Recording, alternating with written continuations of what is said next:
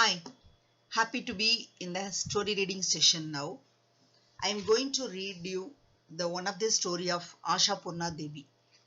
Asha Purna Devi is a Bengali novelist, short story writer and poet. She had written so many short stories. Over more than 70 years of writing career, she created an extraordinary work whose depth will be mine for generations. Nobody has written as relentlessly with much insight and yet with the light as a touch of the darkness of both the interior and the behavioral life within the four walls of the home. We will read one of her story, The Revelation. Yes, I can start read that one. Baba, what is the point of keeping the key to the letterbox with yourself? Gauri Shankar was taken aback by his son's unexpected probing question. Stammering, he said, "What do you mean? What is the point?" "What I mean is that you hardly get any letters. What do you need the key for? Give it to your Bauma." Gauri Shankar looked at his son, who was standing near the door in utter surprise. "Not could you, or it might be a good idea, or anything else, but give." Practically an order. Why was his son on the warpath suddenly? The key to the letterbox had always been with Gauri Shankar. This pointless practice had been continuing ever since this flat on the second floor had been purchased and the letterbox affixed to the wall beneath the staircase. Although it was one in a row of several boxes, theirs was a special one. It had been specially ordered with a pattern on the door, into which a strong lock had been fitted instead of the customary tiny padlock. The key had been fastened secretly to Gauri Shankar's poetry ever since then. There was a duplicate which was with Kamalini. "We aren't home all the time," she had said. "Let me keep the second key." Gauri Shankar had complied, but he had added with a smile, "Will you have the energy to go down 3 flights of stairs to collect the letters?" She never did have the energy, for she suffered round the ear from aching pains. Still, she had returned the smile. "Even if I can't, what if you lose yours? We can use this one then. At least the key will be there when needed. Or else." But then nothing like that ever happened. The key had been attached to Gauri Shankar's study poetry all these years. And it was Kamalini whom he lost instead, in a way that made it impossible to ask her, "Do you know where the key is?" Swati had looked everywhere for the duplicate key. It wasn't easy, since asking directly was out of the question. And besides, you can't really rummage through your mother-in-law's things when your father-in-law was still alive, for he monopolized all the keys. But then Gauri Shankar was not the formidable sort. He was also quite oblivious to whether his presence caused difficulties or whether his long-established habits were a source of irritation for everyone. Gauri Shankar had gathered the keys left behind by Kamalini, guarding them with his life, as though she would return one day to claim them. He did not allow her things to be moved, becoming impatient if they were handled carelessly, as though he would have to justify any damage to Kamalini, who would ask, "Why is everything in such a mess?" But then, all this was the epitome of Gauri Shankar's insensitivity and not actual deviousness. He did not realize that he was using his dead wife as a pretext to prevent his daughter-in-law from taking her place as the mistress of the family. And so he could not understand why Swati was always complaining acrimoniously to his son Uday Shankar.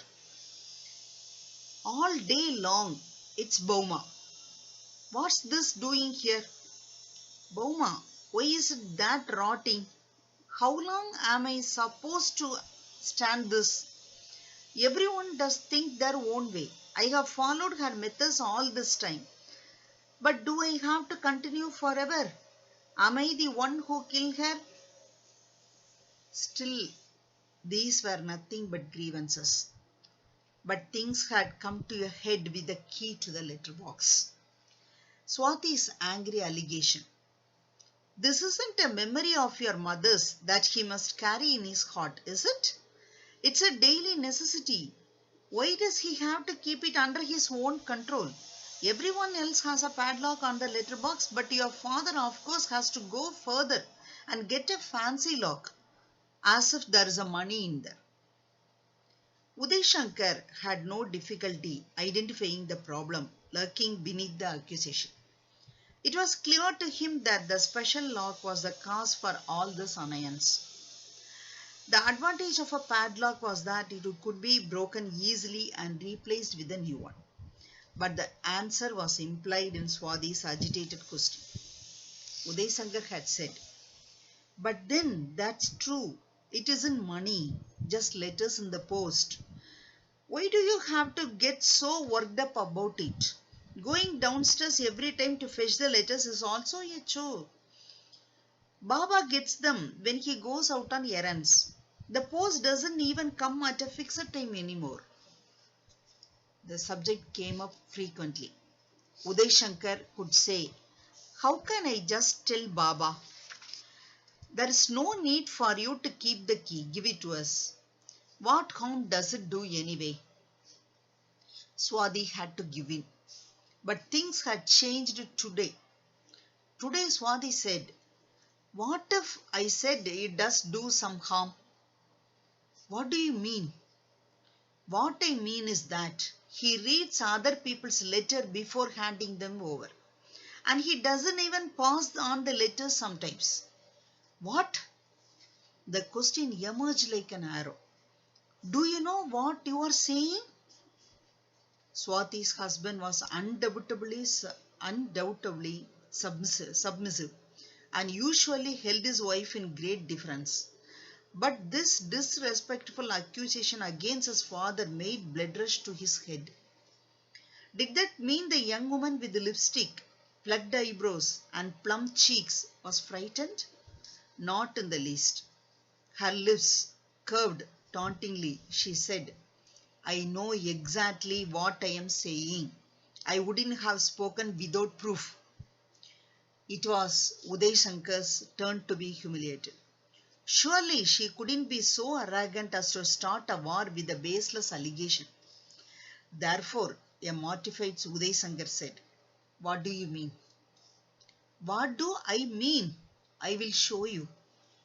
Swati brought a sealed envelope to her husband, her face livid. The envelope was sealed all right, but it had obviously been opened and then resealed. "Who is it from?" "Never mind who it's from.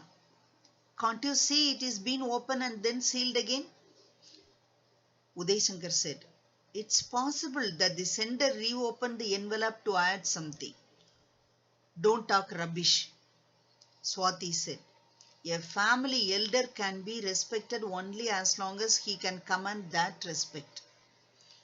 Scorn were writ large on her face. A fire began to rage in Uday Shankar's head. He went straight to his father's room and burst out, "Baba, what is the point of keeping the key to the letterbox with yourself?" "What do you mean, what is the point?" Gauri Shankar said in surprise.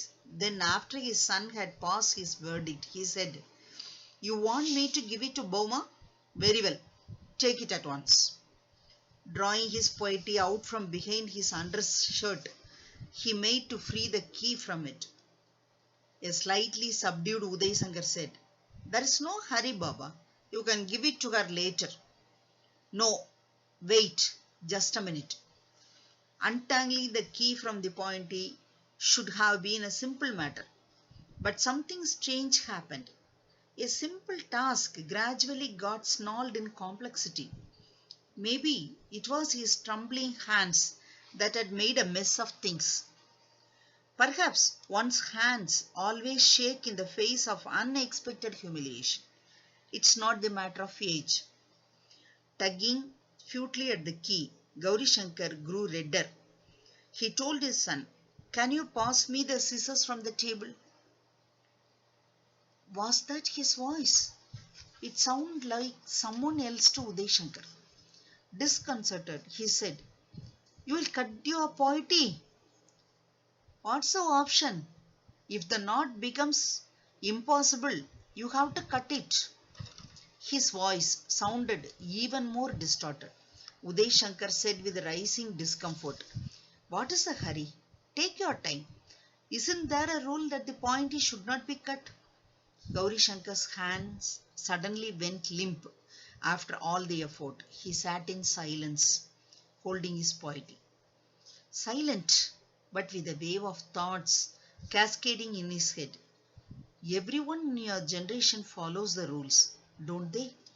Is this household aware of the rule that a dead person should be held in reverence? Does it know that it is a rule to make some allowances for someone who has lost half his life, to consider him with as little sympathy? He tried once more to unravel the knot. How cruel this world is. The moment you relax your grip, all civilities and courtesies vanish. What a shameless attempt to snatch all the rights from someone who had once held power. But had he only held it by default? Had he not made a special effort to acquire them too? Hadn't Gauri Shankar made several trips to the carpenter to get the letterbox made exactly according to his specifications? He had bought the lock mechanism personally, lest the carpenter foist a cheap one on him. But then all his rights were being taken away gradually, and he no longer knew everything that went on in his household. Gauri Shankar had all but forgotten what a shopping list looked like. But earlier, Kamalini would hand him a sheet of paper every morning with a smile. Here is my love letter." Love letter? Dear God! Vegetables, fish, chilies, lemon. This was what a love letter had been reduced to. "That it is then.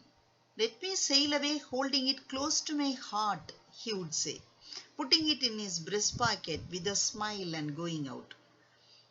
Soon after Kamalini's departure, there was such an emptiness in his heart that he would go to the market late in the morning anyway to buy odds and ends. But he had to give up that practice now. It wasn't just his liver that would be damaged by his impulsive purchases, but also the household budget.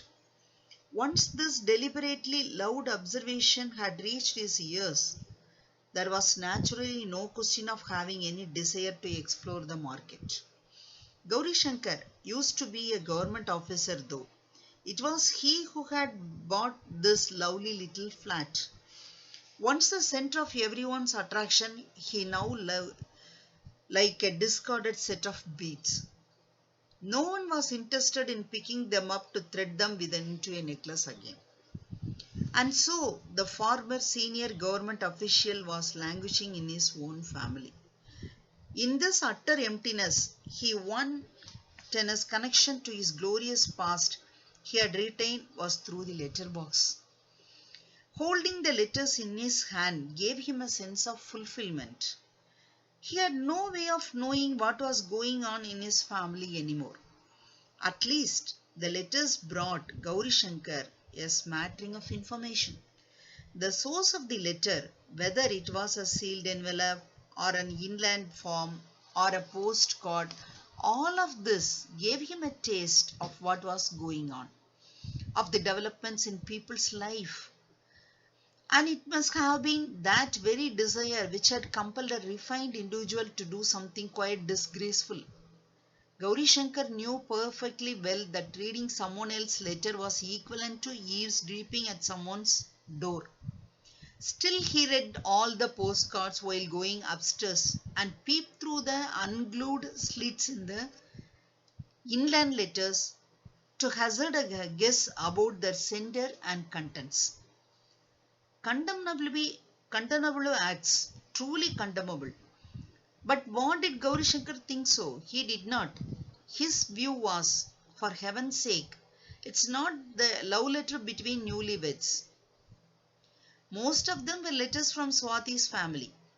Gauri Shankar didn't know all of them, though he could surmise some of their identities. The postcards, of course, left no room for guesswork. Gauri Shankar smiled as he read.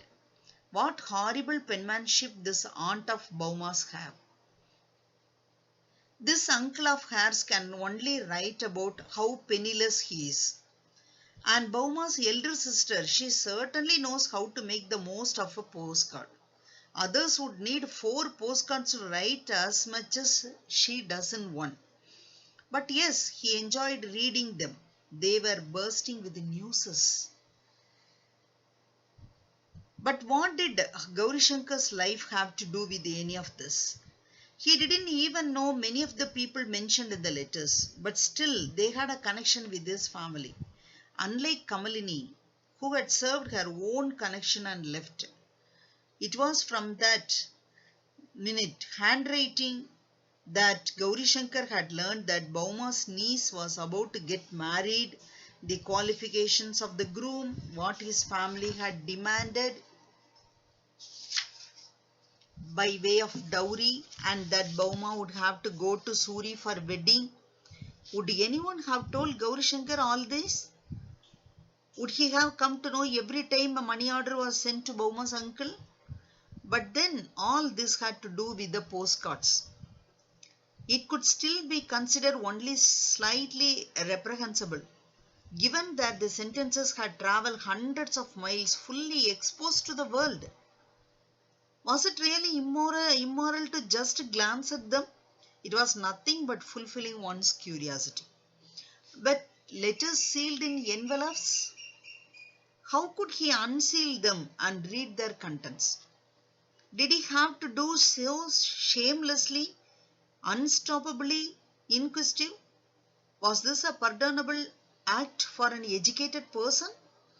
What if Swati were to curl her lips in contempt and say, who is going to honor a family elder who behaves this way? She could hardly be blamed, nor could it be held against her if it angered her and she decided to claim her rights. But why had Gauri Shankar, a cultured man of advancing years, stooped so low?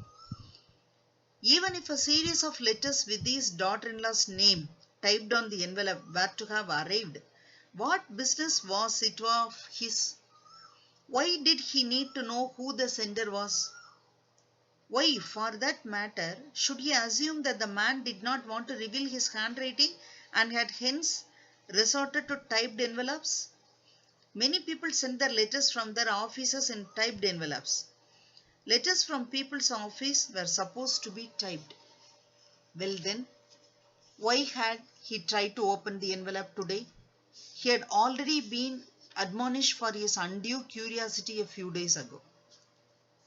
Didn't he remember Swati wrinkling her nose scornfully as she asked, what kind of inquisitiveness is this? Does it concern you who sends me letters in typed envelopes? Why are you assuming it is the same person in any case? Is there only one typewriter in the world? Still, the hapless Gauri Shankar hadn't been able to restrain himself, for he had realized it was the same person. He had been a senior government officer once upon a time. Still, he would send the freshly arrived letters to Swati through the maid, though not before turning them over and over in his hands with a mix of inquisitiveness and anxiety. This was just the one time that he had actually opened the letter. He had opened it because yesterday a letter had arrived summoning Swati to an interview. It was from a school in Asansol. They needed a teacher at once. The name of the school was printed on the envelope. That is what had made Gaurishankar to open it. He had wondered why there was a letter from a school. Surely there was nothing wrong in reading a typed letter. His hands trembled when he read it. So Swati had been quietly trying to get a job. Signed by the school secretary Samir Bose, the letter said. Come at once for an interview. The school will pay for your transport. Gaurishankar's head was in turmoil. He was convinced that within this new typed envelope too, there was a flesh and blood person named Samir Bose. Gaurishankar had not passed the interview letter on to Swati. He had made it disappear. But if he had discerned Samir Bose's presence in the letter, why did he still reseal the envelope and, like a fool, have it delivered? After all, Samir Bose was filled with joy at the prospect of Swati's going to Asansol. Foolishness, terrible foolishness. It was to atone for this foolishness that Gaurishankar had to snip his poetry with a pair of scissors to extricate the key, because he couldn't unravel the knot. It was just that when he went up to Uday Shankar to hand him the key, he handed over the letter from the school too. Almost inaudibly, he said, I had only wanted to save you, that's all. He rushed back to his room, leaving his son and daughter-in-law facing each other. That is the story. It has so many elements in that. We can discuss such a thing. Key is the main element of the story. We came to an understanding that like that. Whom does the key belong to is the main question, because the key is the control of the family. So Gaurishankar wants to keep it to himself, having a suspicious eye on her daughter-in-law. Maybe he just imagined or a real Samir Bose connection is there. He confronts it and confirms it also by the nature of his experience he had as a senior government officer. So, but as a part on the women, as we can see through the part of the women of a household, it's a big control or boss over thing for this new generation women. So she wants to lead the family in her own terms. So this is the conflict they are facing in the normal households. At last, he revealed the secret of being his son in danger to him itself. So what he is saying, I want to save you, like that. Maybe it's a truly, we can take it as a truly as a father's confession. As a father, he can think that his son's life is in danger his daughter-in-law is in talking with or writing with some other person. But is it true or his imagination? We have to go through that. It is true or his imagination? There are lots of pondering thoughts over that, right? His act of secrecy that we are seeing, he secretly reading others' letters, so proved his somewhat fraud mentality. So on that way, he thinks it is not a fraud thing. So on that way, this is also maybe his imagination. Maybe someone is there behind his daughter-in-law. The women folk of the house, always at stake, had to stay at home, cooking, looking after the children, and no outside friends, particularly no boyfriends. So this may be a fabrication around the daughter-in-law's chastity. So when he snips his poetry, his control over this house, control over this women folk of the house, his imagination or realism that gives away. Now the scene moves to his son to decide what goes on in these days. So here the key person can reveal the remaining of the story. So these things happens. Who was the key person of the family is the main story behind this. Ashapurna Devi just intricates the characters in such a way we can feel the personalities in a normal Indian household. We can feel ourselves in that characters. Such are her stories' influence over these years. We can come up with another stories in this story reading session. Thank you all.